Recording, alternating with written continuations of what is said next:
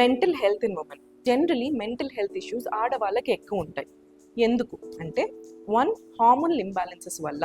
So ఆడవాళ్ళకి periods వచ్చే ముందు కొన్ని హార్మోన్స్ పడిపోతాయి, పీరియడ్స్ అయిన తర్వాత కొన్ని హార్మోన్స్ పెరుగుతాయి. సో పీరియడ్స్ వచ్చే ముందు కొన్ని మూడ్ స్వింగ్స్ కానీ, డిప్రెషన్ కానీ, యాంగ్జైటీ కానీ ఉండడం చాలా కామన్.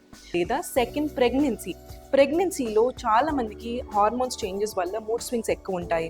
ప్రెగ్నెన్సీ అయిపోయి పోస్ట్ పార్టమ్ స్టేజ్లో కూడా హార్మోనల్ చేంజెస్ వల్ల డిప్రెషన్ కానీ, యాంగ్జైటీ, పోస్ట్ పార్టమ్ స్ట్రెస్ అంటారు, పోస్ట్ పార్టమ్ డిప్రెషన్, అవన్నీ కూడా ఆడవాళ్ళకి ఎక్కువ ఉంటాయి. మూడోది మెనోపాజ్.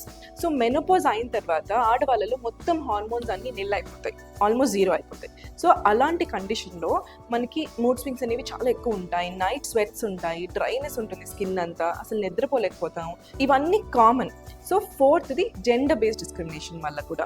సో చాలా మందికి ఇప్పుడు ఆడవాళ్ళు వర్క్ మేనేజ్ చేయాలి, పిల్లల్ని మేనేజ్ చేయాలి, అన్నీ చేసుకోవాలి, కాబట్టి వాళ్ళకి స్ట్రెస్ అనేది లైఫ్లో చాలా ఎక్కువ ఉంటుంది.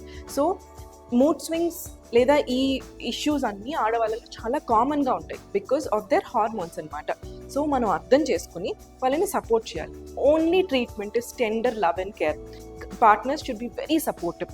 అలా ఉంటేనే వాళ్ళకి చాలా హాయిగా ఉంటుంది అండ్ ఫ్యామిలీ కూడా చాలా హ్యాపీగా ఉంటుంది.